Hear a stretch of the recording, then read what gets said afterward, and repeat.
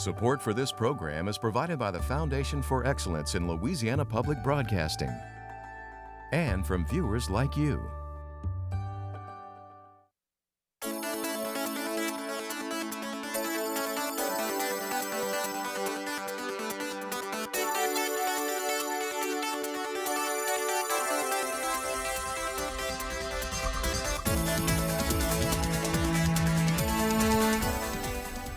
Hello and welcome to Louisiana Public Square. I'm Beth Courtney, president of LPB. Joining me tonight to examine the 2020 election results is Barry Irwin, president of the Council for a Better Louisiana. Barry. Thanks, Beth. It's great to be here. Well, this election lived up to the hype as far as voter turnout, the highest number of votes cast in 120 years. Former Vice President Joe Biden won 51% of the popular vote nationwide to President Trump's 47%. Yet in 15 key battleground states, Trump edged out Biden by nearly 2 percentage points. The results highlight what the Pew Research Center says is a continuing political polarization nationwide. But how do things look in our state? 2.1 million Louisiana residents cast a vote this year, up slightly from 2016. While President Trump received more votes this run, his percentage of support in the state, 58%, was unchanged. Did Democrats gain any ground this election? What could a Biden presidency mean for Louisiana?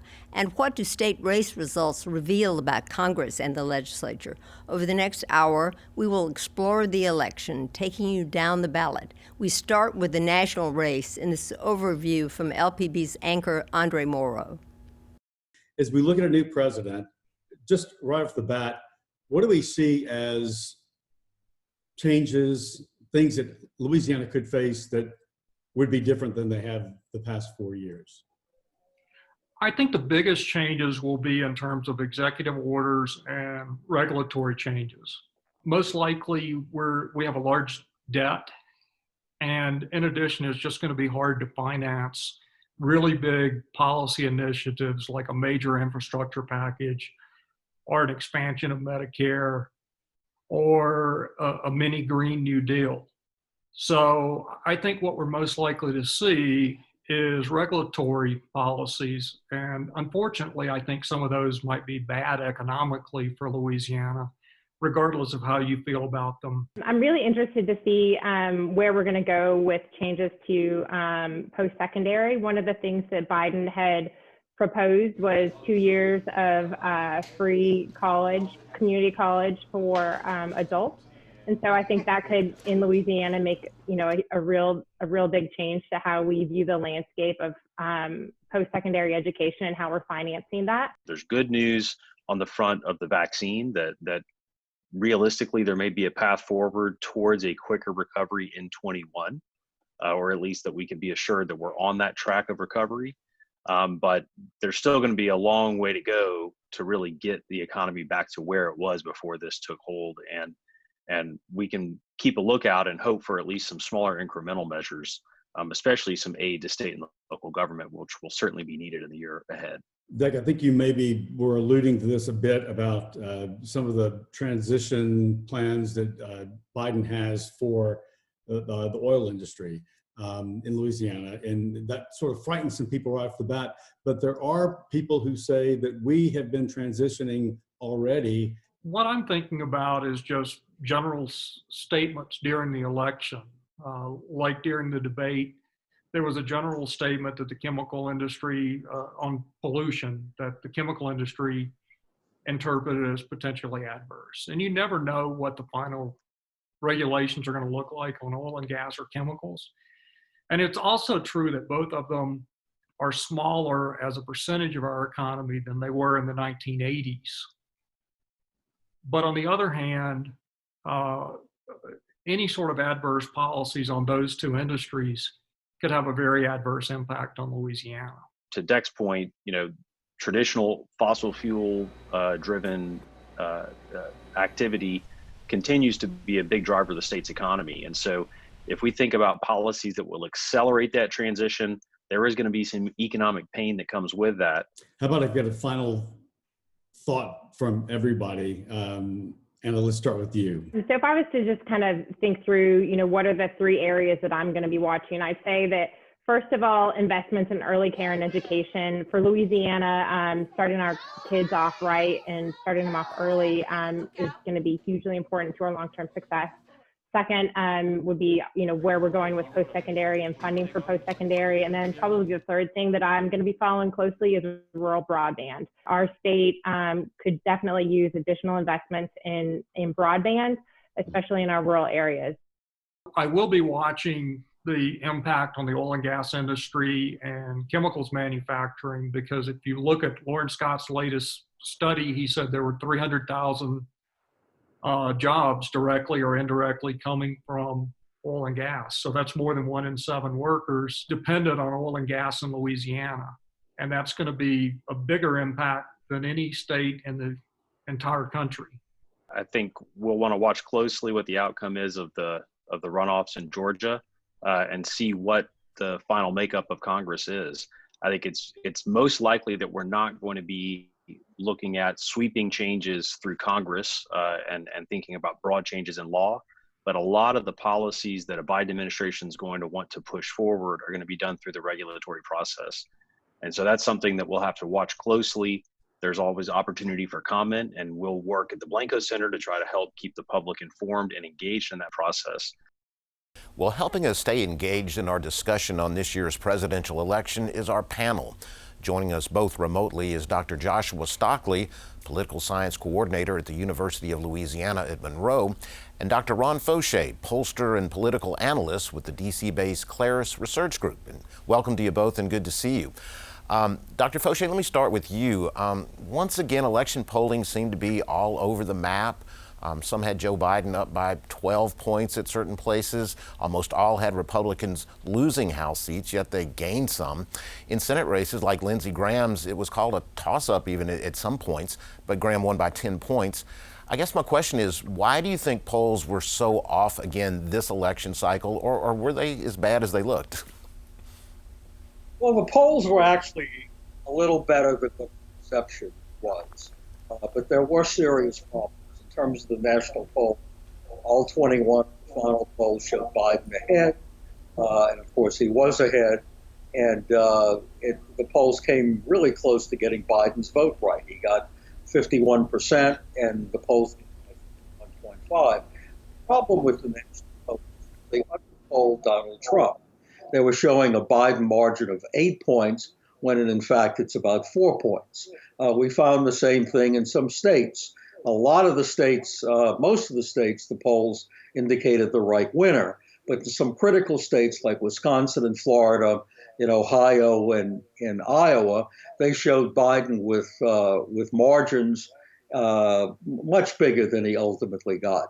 So to answer your question directly, there's 3 possibilities why the polls that were off. Number one, there's a standard margin of error that applies to all polls.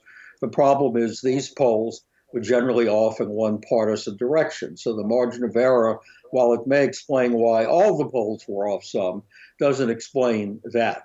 The second reason is some polls may have been done by sloppy pollsters and sloppy administration and biased.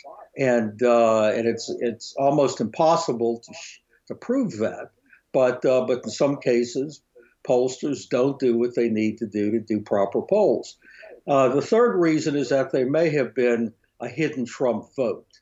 If there was a hidden Trump vote of, say, 2, 3, or 4%, it would explain most of the differences in the polls, between the gap between the polls and the actual results. That needs further study, but it looks to me like there were significant numbers of people around the country who voted for Donald Trump but didn't want to tell the pollsters they were for Donald Trump.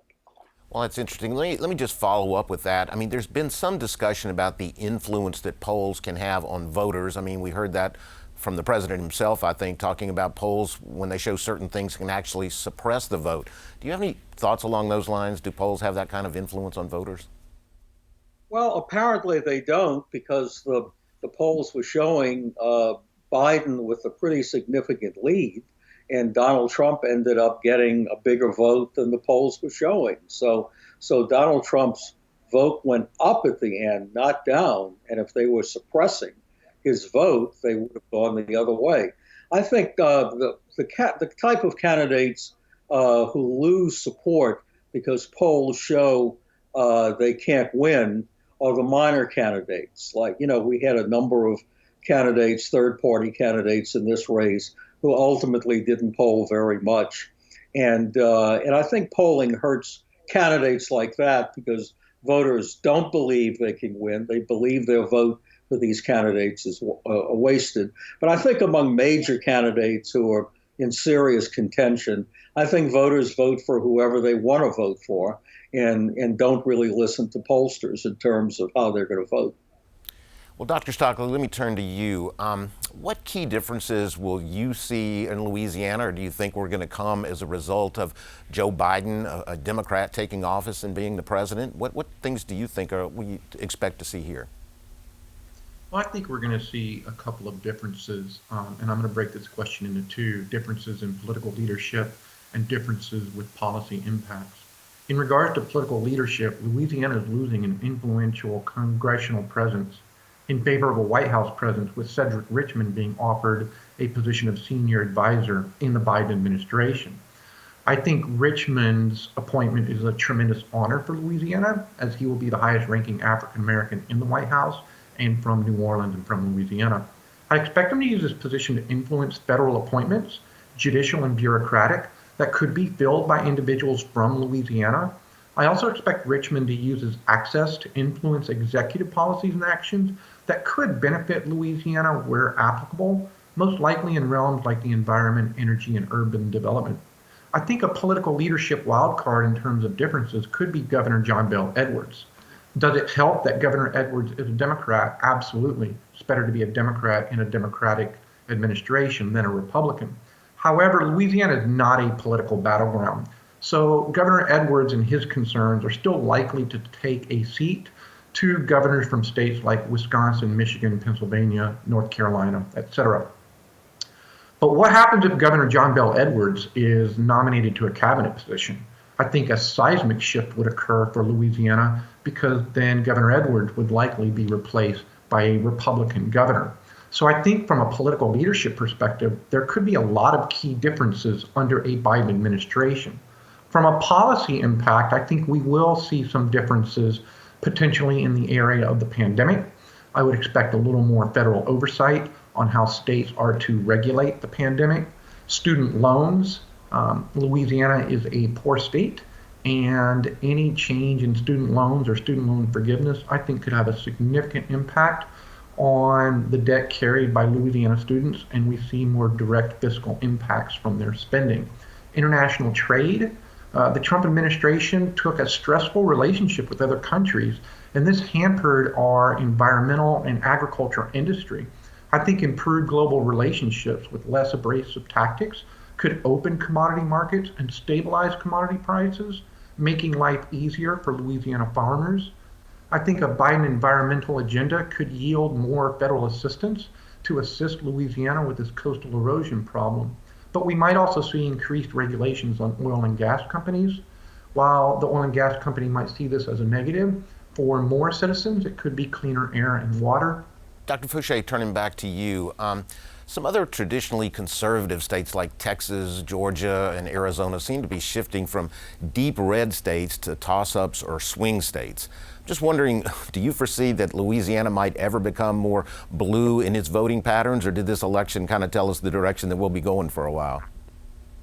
I don't see that change happening anytime soon. In terms of Texas and Georgia, it was a combination of increased African American voting. It was in Texas, it was also Hispanics voting higher numbers. But still, President Trump did win Texas. In the case of Georgia, Joe Biden won. And that was both African American voter turnout, which, is something that can influence the Louisiana statewide scene, as we saw when Governor John Bel Edwards was reelected last year. And the other thing that affected Georgia was younger voters and suburban voters, particularly suburban women, moved politically more ideologically to the left, as we've seen in other places. We see some of that in Louisiana, but not a whole lot right now. Dr. Stockley, turning back to you, early voting in Louisiana broke records, and the number of absentee and mail-in ballots cast was 3 times the number in 2016. Do you think these kind of voting trends will continue even after COVID has died down? Do people want to vote in these types of ways? I do think we're going to continue to see an increased number of absentee and early voting numbers, both in Louisiana and nationally. First, I want to point out that our 70% turnout here in Louisiana for the 2020 election is a great turnout by any American standard. And our national percentage, 66%, this is the most since 1900. I think this was a great year for American democracy, and it was nice to see 160 million people turn out to vote. And here in Louisiana, we had a lot of people show up to vote. The question here facing whether this trend will continue will be, will we see Louisiana continue to take a welcome approach to mail-in voting, absentee voting, or early voting? A lot of states suspended their normal mail-in or absentee rules that allowed for more people to vote early or vote by mail. However, Louisiana in recent years has tended to make voting and registration slightly more restrictive in Louisiana. So any potential positive trend in early voting could be tempered by any changes Louisiana makes to its registering and voting procedures. And there are some things Louisiana could do to hasten this. Same-day registration, expanding early voting, expanding the reasons by which one could vote by mail. So I do think this trend will continue. How much is going to depend on some of the legislative actions that Louisiana takes. And Dr. Fauché, turning back to you real quickly, based on exit polling, Trump's support from Latinos rose from, I think, 28 to 32% over the last 4 years. Do you think the Republican Party will continue to be able to build on these types of gains? And what could that mean for Democrats? Or was this really just more of a Trump unique situation? Well, I wouldn't overstate the difference. When you're dealing with 4% in an exit poll in a demographic group, the margin of error becomes very high. People forget that exit polls are polls like anything else, any other polls, and that they have margins of error. And when you're dealing with population segments, those margins of error goes up. So a 4-point improvement, while if you're in politics and you're looking for every percent you can get, is important. And so Republicans should see that as maybe an opening, maybe an opportunity to do something to improve their positioning among Hispanic voters.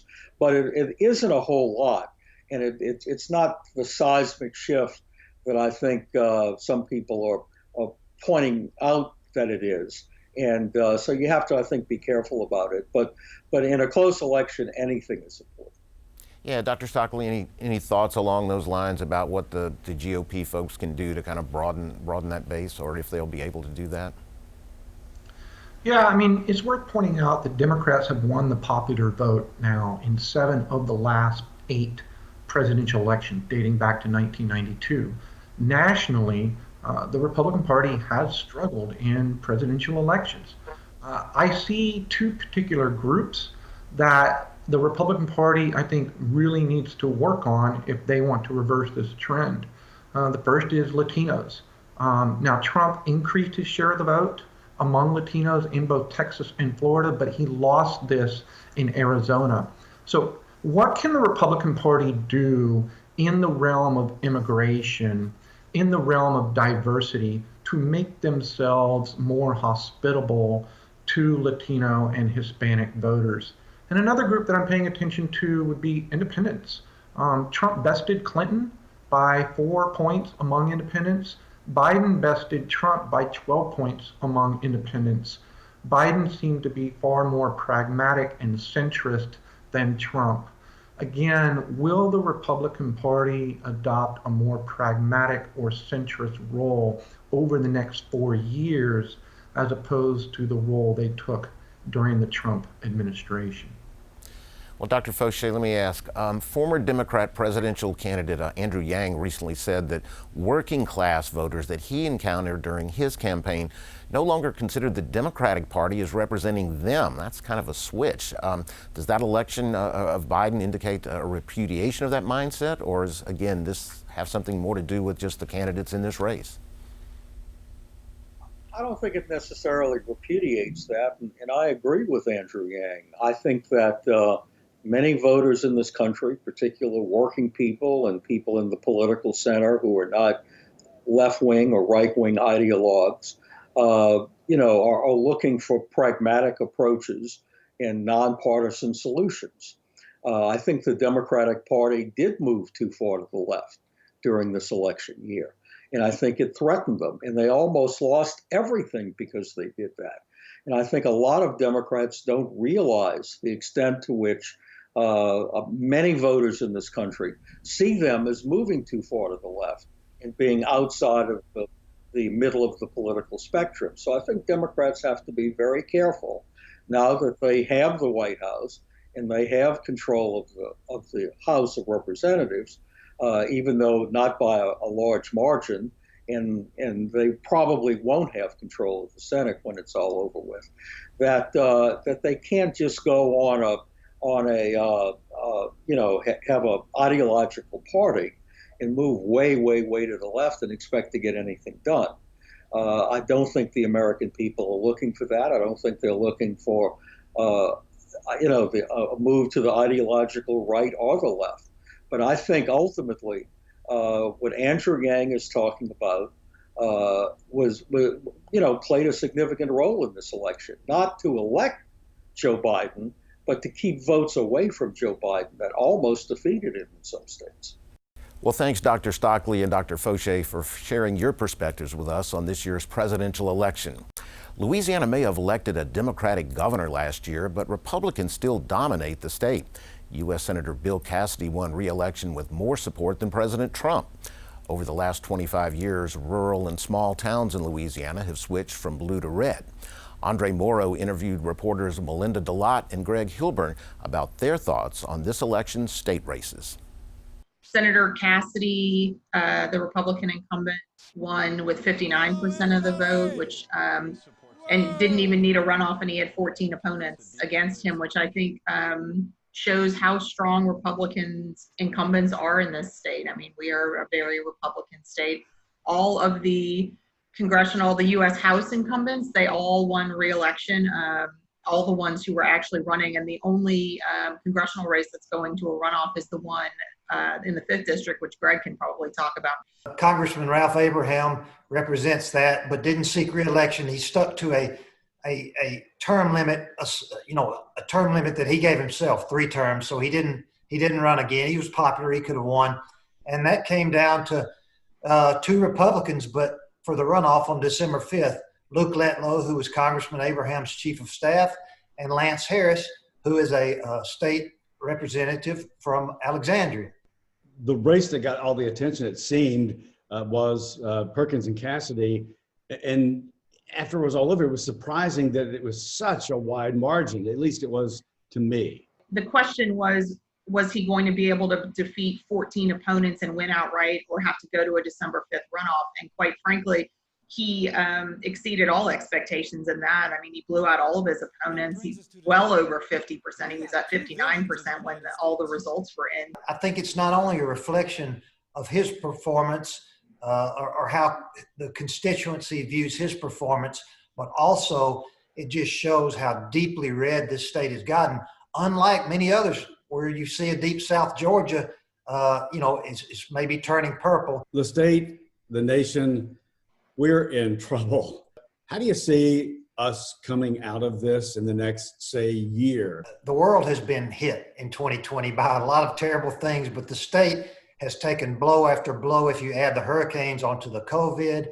And I think you will see there'll be a reckoning, financially with the state. It hadn't happened yet, but I think that's coming. It can't not come with all the aid that Louisiana needs to be, even get close to being made whole from hurricanes and from COVID. We don't know when this pandemic ends. We don't know when a vaccine is going to be available. That obviously matters. Clearly, there's going to be an impact on us, not just mentally and emotionally, but financially. And we have no concept of what that's going to look like yet. And I think that will be the story that legislators and the governor are dealing with in 2021. Well, joining us to review Louisiana state races and what they mean moving forward are our panelists. In studio, we have Jeremy Alford, a journalist and political reporter for LawPolitics.com, and Liz Mangum, lobbyist and founding partner of Southern Strategy Group. Joining us remotely again from Monroe is political science professor Dr. Joshua Stockley. Let me start with you, Jeremy. We heard a lot in that piece about Bill Cassidy's win, that it was a surprise to some. What do you make of that? Was it that big of a surprise? And what does that tell us about where Democrats stand in races like that for the future? I mean, each election is a unique event. If we look at just these most recent elections, I mean, Republicans ruled the roost, and it didn't happen overnight. It was a gradual buildup. I mean, even before the election was held, Republicans had registered more than 1 million voters. That's the most Republicans have ever had on record. It's the first time they've surpassed 1 million votes.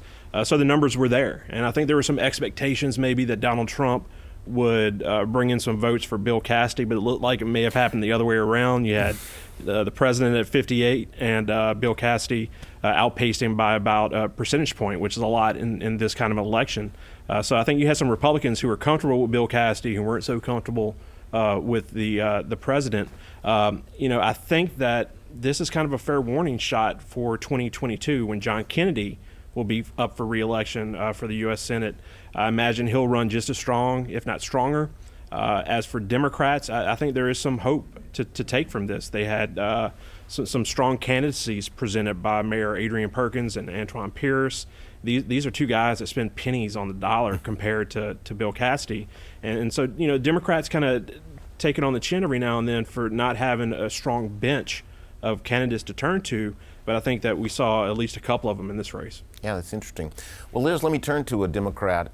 Foster Campbell is a public service commissioner from North Louisiana, represents a huge district in that area. He won re-election, and I'm just wondering, does that say anything about the ability of Democrats to win even in big regions like that, or is it just Foster Campbell's just kind of a unique politician?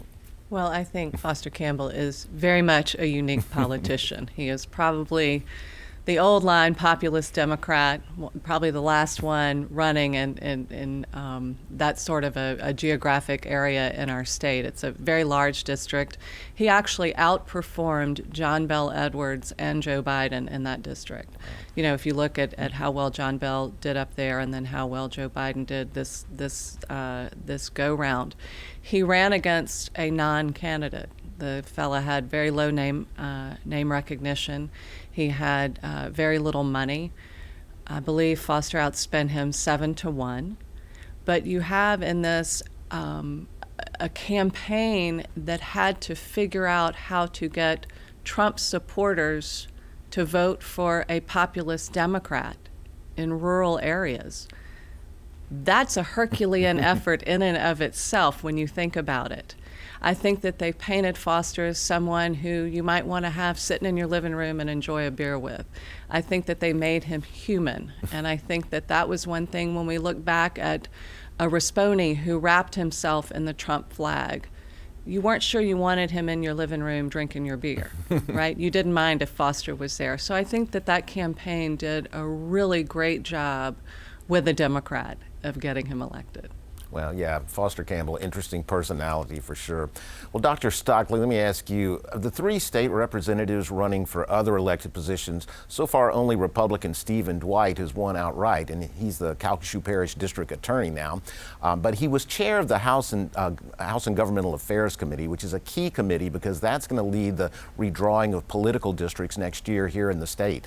So what's the next step there? That's a big change to have that person leave, but what do you foresee coming on that front with redistricting? I think there's still a great deal of uncertainty redrawing our districts for 2021.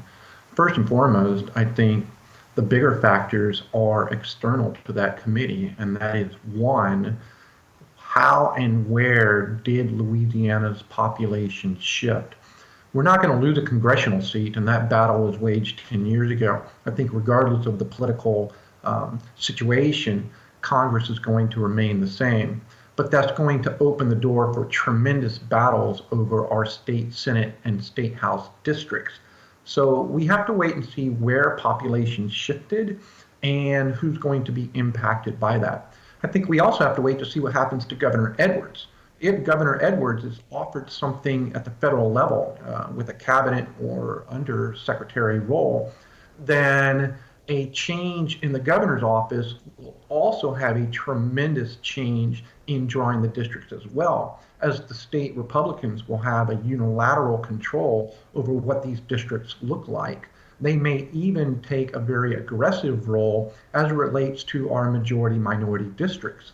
Since the last round, the U.S. Supreme Court has taken a different interpretation, striking down portions of the Voting Rights Act, therefore leading to some uncertainty as to what they can and can't do in the next round of redistricting.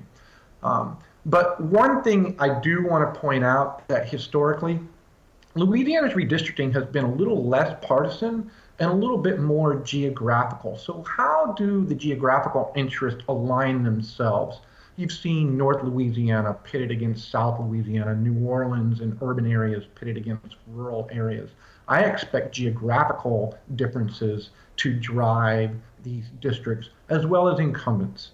And that is something that is not unique to Louisiana, but redistricting has always been incumbency driven. Your state senators, your state representatives, they want to protect their districts to make sure they can be reelected in 3 years.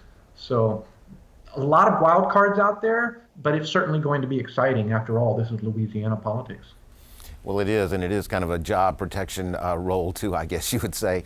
Jeremy, let me ask you, you put out on Twitter the other day that a judicial candidate in the Tensaw area won his election by 11 votes. Well, that's close by any margin, but I'm just wondering, any other local races out there that caught your attention? You know, 11 votes, yeah, that was, it puts this presidential recount in perspective, doesn't it, when it comes down to 11 votes. But, you know, I interviewed lobbyists going into elections like Liz, and I asked them, you know, what are you telling your clients? And I had one of them tell me that, you know, that they told their clients that these bigger races are somewhat predictable. When you drill down to the local races, that's when it gets unpredictable and a little kind of more interesting. And you know, there was a big DA's race in Orleans that I think a lot of us watched. There was a mayor's race in Baton Rouge a lot of us watched, but also there was a district attorney's race in St. Landry Parish where the incumbent Charles Cravens lost his re-election bid. You don't see a re-election bid fail from an incumbent DA that often. But also, kind of like Joshua was saying, that there were 3 legislators running for seats, and I tracked those very closely. Stephen Dwight is the only legislator who won so far. He's the next district attorney of Calcasieu. More importantly, it opens up the chairmanship of House and Governmental Affairs. That may be arguably one of the more important political appointments the speaker has to make. There's a lot of speculation about John Stefanski of Crowley stepping into that role. There's also Representative Joe Marino ran for a local judgeship in Jefferson Parish, and that was really interesting to me because Joe Marino is a guy at the Capitol who's carved a niche out for himself on criminal justice policy, and he kind of earned some accolades for being a guy who brought the sides together on criminal justice and kind of crafted some smart policy. He goes back home to run, and that's used against him. They labeled him as let him go Joe on direct mail. So it's interesting how issues play in Baton Rouge versus when these legislators are back home. Liz, let me ask you, Donald Trump, he energizes voters anytime he's running or campaigning on both sides.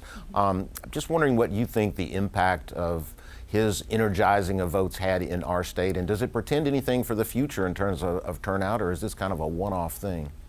Yeah, is the Trump turnout factor an enigma? Is it polarizing? Maybe. Yes, it's an enigma. Yes, it's polarizing. Does it last? And that's the question. I think that we saw this tremendous turnout, almost 70% in our state. People were going out to vote for Trump, and they were going out to vote against Trump.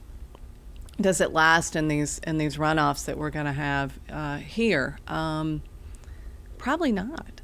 How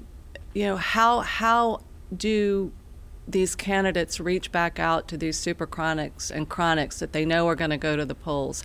How are they going to make their race elevate where people are going to feel that it's important enough to interrupt their day to go vote, where you saw people clamoring to vote, whether by mail or in person or absentee, or early vote. It's been something of it's polarizing in our political system, but it's also for people like me who love politics and enjoy watching it, seeing people use their right to vote and become engaged, and hoping it stays, and hoping that they stay engaged, and that a guy like Trump could possibly move our country toward that as a lasting, something that lasts, good that he's done. It's sort of interesting to think about. But I will say it's going to have a dynamic in some of these local races where there are runoffs. I mean, I look at the mayor's race here. Look at the mayor's race here.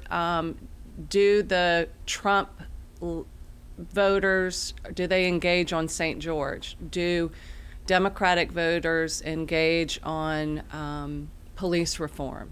In the 5th District, you've got 2 Republicans vying for that runoff position. Who's going to get the African American vote? Who's going to go out and convince Democrats that they are their candidate? How do you enliven that turnout in that race? So those things are going to be interesting, but it's going to play on a very local scale. I don't think that, just as we saw Risponi wrap himself in that Trump flag, I just don't see voters buying that on a local level, even on a state level. Trump, I don't think that Cassidy won because of Trump. I think Cassidy's turnout was affected by Trump, but I don't think he won because of him. Yeah, I think a lot of folks didn't have to worry about turning out voters so much this time, but they certainly will for the runoff. Right. Dr. Stockley, let me ask you this. This is kind of an interesting question. We've seen Jeff Landry, we've seen different Republicans taking the kind of political stage at different points in time here. I'm just wondering, from your perspective, who do you think is the spokesperson or the face or whatever of the GOP in Louisiana right now? Do we have one at this point? From my perspective, I don't think we have a single obvious spokesperson for the Republican Party in Louisiana. I mean, at the federal level, I feel like Representative Scalise, by virtue of his position, carries a lot of weight, even more so than Senators Cassidy and Kennedy, and that's saying a lot for a congressman. But these 3 individuals, for the most part, seem to be reticent to involve themselves on the day-to-day affairs of the party within Louisiana. Senator Kennedy has poked his head in some battles from time to time. I think Attorney General Jeff Landry would like to be the spokesperson. I think he has a lot of ambition politically moving forward. But I know that there are other Republicans that are presently slightly uncomfortable with his brand and his voice as he defines the Republican message. And individuals like Lieutenant Governor Billy Nungesser have been a little less complimentary of that. But if there has ever been a time for an individual to rise within the Republican Party, I think this is a great time for someone to assert themselves. Yeah, interesting to see there. Jeremy, let me ask you, some interest in some Supreme Court races. What's your take on that, the significance of some of those? Yeah, our Supreme Court races are kind of like paint by number. You got trial lawyers on one side and business on the other, and these races this year kind of fit that template. But it was really kind of a wash or status quo at the end of the day. Up in North Louisiana, you had a pro-business Republican replace a pro-business Republican with Jay McCallum. And down in the Southern District, you had an open-minded Democrat replace an open-minded Democrat with a runoff victory for Piper Griffin. What's interesting to me is that Jay McCallum up in North Louisiana is a former state legislator. Mm-hmm. So I would imagine he got elected knowing that probably his first big case may very well be a lawsuit by the executive branch brought against the legislative branch, which is moving through the courts right now. And it's been a while since we've had, I can't recall off the top of my head when there was a former legislator serving on the Supreme Court, but we have one now, and I imagine that's going to bring something really interesting to those proceedings, should that case reach the Supreme Court. Yeah, interesting point. Liz, Dr. Stockley mentioned earlier about the significance of Congressman Cedric Richmond being appointed to such a high position in the Biden administration. Just wondering your thoughts on that, number one. And number two, it's got to leave a wide open election for his seat in the New Orleans, Baton Rouge area. Yeah, so Louisiana has historically enjoyed some congressional power, right? We've had the Longs and John Breaux and Livingston and others, and so we've had Scalise and Richmond in high up positions in Congress. So now that Cedric Richmond has taken this job at the White House, I think that his clout will extend to places where we haven't had that luxury as having folks from Louisiana in those halls, so to speak. And so you've got Cedric, who will have a tremendous amount of policy sway. He will have some access to agencies and policies that agencies are putting forth that Louisiana hasn't had someone in that role in a long time. And I think that from Biden's perspective, he's going to have a split Congress. A lot of what he's going to be doing is going to be through his executive power, the executive order, policies in those agencies. And I think, if you thought Cedric had some power before, just wait and see what he's getting ready to do. It's going to be fascinating. And then, of course, with the jockeying in New Orleans for this position, Cedric has said he is going to play in that race. He is going to have a say-so, or would like to have a say-so in who takes his place. So I think that's going to be fun to watch. And, of course, they will have a wonderful mentor in Cedric, who will be sitting in the White House, and they will be over in the dome, so to speak. Well, it could be a cast of thousands in that race, who knows? But anyway, we're out of time. But thanks, Jeremy and Liz and Dr. Stockley, for your analysis of Louisiana state races. Well, Louisiana voters are not shy about amending their state's constitution. In fact, it's been amended more than 200 times. This year, there were 7 amendments on the ballot, more than any other state this cycle. Here's a brief review of each of them and how they fared. Voters on November 3rd had to consider 7 proposed amendments to Louisiana's Constitution. Robert Travis Scott, president of the Public Affairs Research Council, said among the more controversial was Amendment Number 1. It basically adds this to the Constitution: to protect human life, nothing in this Constitution shall be construed to secure or protect a right to abortion or require funding of abortion. Scott says lawmakers want to be clear on what our Constitution spells out in case Roe v. Wade is overturned. The amendment received support from 62% of voters. Amendment 2 deals with oil and gas well assessment. So this amendment allows the property assessor to take into consideration the minerals that might be in that well to be produced. And this allows the assessors to consider the income value of the well. 58% of voters supported Amendment 2. Amendment 3 deals with the Rainy Day Fund. It's officially known as the Budget Stabilization Fund. What this would do is it would say in a federally declared emergency, you can go take money out of this Rainy Day Fund. Amendment 3 passed with 55% support. Amendment 4 addresses the limits on spending by the legislature. This creates a new formula that would probably keep a tighter limit. It would not grow as much as the current limit. If you want a tighter spending limit, ceiling on there, this would be the amendment for you. If you want the state to have a little bit more flexibility, then this would not be the amendment for you. The measure failed to pass with 56% of voters opposing it. Amendment 5 provides new options for how taxes are paid by industry to local governments. What this amendment would do is it would create a new type of pilot, payment in lieu of taxes. And any kind of business, manufacturing or otherwise, is able to negotiate with local government entities and be able to set up a payment over time instead of paying the property taxes. Amendment 5 was soundly defeated with 63% of voters opposing it. Amendment 6 expands the property tax break for the elderly, disabled veterans, surviving military spouses, and others.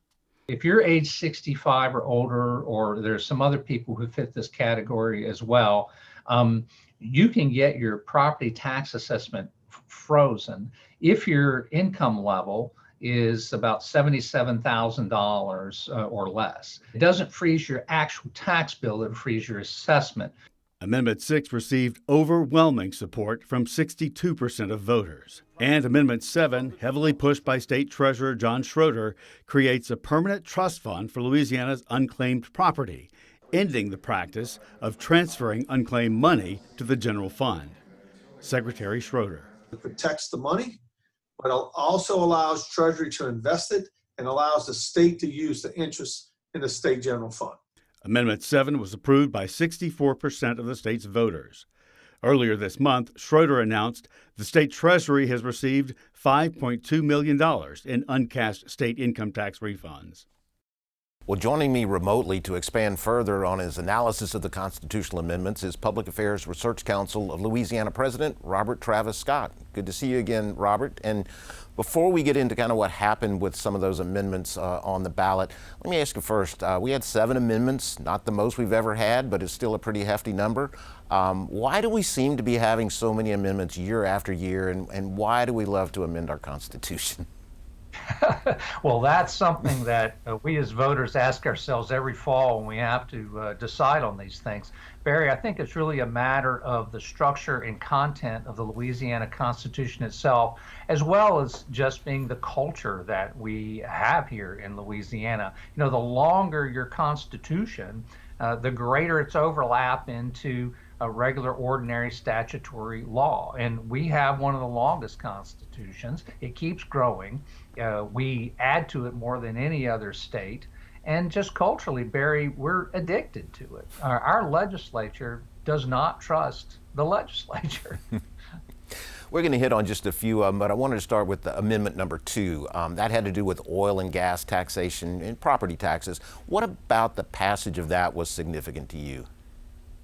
Well, this is really about how local property taxes are assessed, and in this case, how oil and gas wells are assessed.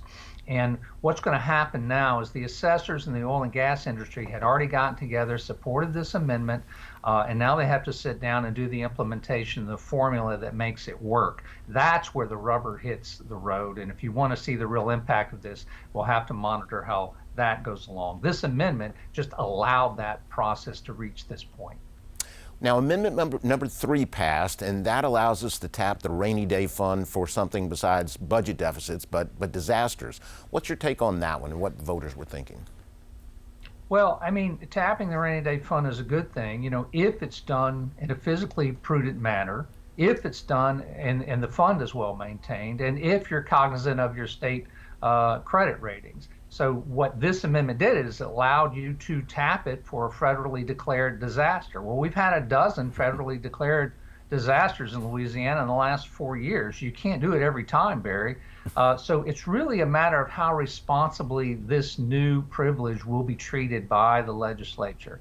How are they going to go about it? And they're going to go about it in the right way with the right things in mind.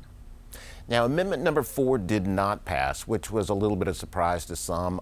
That would have limited legislative spending in some ways that get a little bit technical. Were you surprised by that? I was not surprised at the end because in my role, I spoke with, I guess, 50 different media and public presentation outlets in leading up about these constitutional amendments. And I began to pick up that people were getting skeptical about this particular change. And I think it was really a combination of people who had trouble grasping it, and then some people who kind of thought, well, I don't want to see the state budget limited any more than it is already limited. So what did we learn from the failure of amendment number 5 to pass? And that's the one you discussed earlier, dealing with pilots or payments in lieu of taxes to local governments. That's right, and I think the amendment number 5 is a really good example of a bad strategy. You know, the lesson here is you don't bring a big initiative or a constitutional amendment unless you have a coordinated and engaged support behind it. Just don't bother. And I think the industry generally on this was kind of lukewarm toward it, and it really ended up galvanizing an opposition movement that will probably strengthen in the future as a result of what happened with this amendment. So I think the legislature itself should not be passing constitutional amendments unless the people who are bringing it can demonstrate that, yeah, they really intend to go out and have a campaign to try to get it passed. If not, why bother? There was a lot of support for the amendment that the treasurer brought dealing with the unclaimed property trust fund. People seem to really like the idea of having that. People could relate to that one. Unclaimed property is money. And at its core, this was about getting money to people. And I think in making it safer to go that way. And I think people just kind of recognized that and went for it. Plus, a lot of people know that either they themselves have gotten unclaimed property or they know other people who've gotten unclaimed property. And so this was something people could relate to. It passed by the largest margin of any of the amendments. Well, I hate to even bring this up, but voters will be facing one more constitutional amendment on the ballot in December. Can you tell us a little bit about what that one does? It's really almost hard to believe, isn't it? The legislators came into the special session this fall, and they did manage to pass another constitutional amendment and put it on the ballot for December the 5th. And that's a runoff election. So not everybody has an election. There are 4 parishes that don't have an election on December 5th, but they will now because this is going to be on the ballot. Cost an extra $376,000 to put this one on there. But this one is about the makeup of college boards, and it would allow a person who lives out of state to serve as a member on one of the 4 big college system boards we have here in Louisiana. It passed out, I think, virtually unanimously. A lot of people think it's a good government move anyway, so you'll have your chance to weigh in on it on December the 5th. Well, I'm sure we're all waiting to do that. Thanks, Robert, as always, for your great analysis. In 1990, Louisiana voters approved a statewide lottery. This was followed by the legalization of video poker, riverboat, and land-based casinos. But these measures passed with slim support. 30 years later, voters were asked this question: shall sports wagering activities and operations be permitted in your parish? They replied, but with a resounding yes. The only type of sports betting currently allowed in Louisiana is for online fantasy sports, which 47 parishes approved in a 2018 statewide election. This year's sports wagering proposal would allow sports betting in any parish that approves it. Robert Travis Scott. We already have fantasy sports betting, but this is like the more direct, real thing where you're betting on games in addition to 1,000 other varieties of the way you can bet on sports. But it's a parish thing. You're voting not to approve this statewide. You're voting whether or not your parish that you live in is going to allow sports betting to take place. In a 2018 ruling, the U.S. Supreme Court gave states the ability to make their own decisions in the practice of sports betting. Neighboring Mississippi was one of the first states to adopt it and collected an additional $5.6 million in revenues from it during its first year. The state only allows bets to be made in person at casinos. 55 of Louisiana's 64 parishes approved this year's sports betting measure. Lawmakers will still need to decide how wagers will be taxed, will the funds be dedicated, and to where, and more significantly, whether betting can take place online. Joining me in studio to explore the next steps for sports betting in those 55 parishes that approved it is Dr. Stephen Barnes. He's the director of the Blanco Public Policy Center at the University of Louisiana at Lafayette and an economist with the Revenue Estimating Conference. Great to see you again, Stephen. My first question really is, pretty overwhelming support across the state, 55 parishes. Was that a surprise, do you think? I don't really think it's much of a surprise. Not only do we have a long history of gaming in Louisiana now, but sports betting in particular is something that is somewhat of a social norm. I mean, we can think about casual, small wagers among friends on particular games, or the March Madness office pools, where it's a pretty widespread phenomenon. And so I think it's become a social norm, and I think not a surprise to see it extended in a bigger way to now make it legal and have an officially condoned way of doing this within the state. Yeah, I think a lot of people interested in that. Let me ask you this. There's a lot of things that still need to be done before we can have this. We passed these in the various parishes, but we don't have sports betting yet. So there are more steps to be taken. What's next? That's right. So what this vote means is it's now legal, but we still have to figure out exactly how we're going to do this. So next, we're gonna go back to the legislature, and we're going to be looking in 2021 this spring to see exactly what those rules will be. So the legislature is going to have to figure out how we're going to do this. What are they going to be the places where we can do this? What are some of the rules and regulations around that? And most importantly, perhaps, exactly how is that going to be taxed? And it's going to be interesting, too, because there are different proposals out there. I mean, one could be just only in casinos, which would limit some of those parishes that voted for it. Others could be individual establishments there or online. And we don't really know where that's going yet, do we? That's right. There are a lot of different ways that Louisiana could move this forward. And watching that closely is going to be important as we think about how does this impact the state's economy, and ultimately what level of activity are we going to see and what this translates to in terms of tax benefits for the state. That's the big question to a lot of people, too, is how much will it benefit? I know Mississippi started a couple of years ago, as soon as the Supreme Court allowed them to. They haven't received all that much money, but they're only limited to the casinos. I know we don't have any real numbers yet, but I guess from your perspective as an economist, do you have any sense of what we might realistically be able to expect? Well, as you recognize, the way this is designed is going to have a real impact on how widespread an activity this is, how many people are engaging in it, what's the total level of dollars that are going into this activity. In Louisiana, gaming as a whole is a big contributor to the state's budget.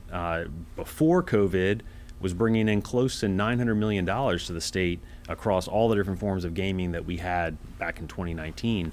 Obviously, this year has been a very different year with long and extended closures that have really reduced how much money has come in from different sorts of gaming, though that's looking a little bit better. A lot of different estimates out there. Again, the devil's in the details on this. Some numbers have been floated in the order of about $50 million. So real money, but not a huge game changer in the broader scheme of all gaming statewide. I mean, we pointed out that this proposition received pretty good support across the state, 55 parishes. But there are obviously people that still have concerns about gambling. Louisiana Family Forum being one of them, and they cite a poll, or a study that came from ULL a couple of years ago about 200,000 or more individuals in our state that have a gambling problem or some addiction. That's still a concern, I guess. Does that have an economic impact in some ways on our economy as well? People with that kind of issue? Yeah, it is absolutely a concern. And when we think about the difference between a yes or no vote, and we just need to get to 50%, and what might even be a very broad social acceptance and support for something like this, if there's a segment of the population, be it small or even a little bit larger size, that will struggle with this and potentially become problem gamers, where this can be a real challenge for them and their families, that's absolutely something that needs to be addressed. There may be some things that can be done in the design of how we're going to do this in Louisiana that can help address that to some extent. But we've also just got to make sure that we're supporting the kinds of mental health and social support programs that are necessary to really make sure that we're handling those situations as well. Well, we've run out of time for our discussion tonight. We want to thank Dr. Barnes and all of our participants for their input. We encourage you to comment on tonight's show by visiting lpb.org/Public Square and clicking on the Join the Conversation link. And catch us in December as we discuss children's health matters. Thanks for watching and have a good night.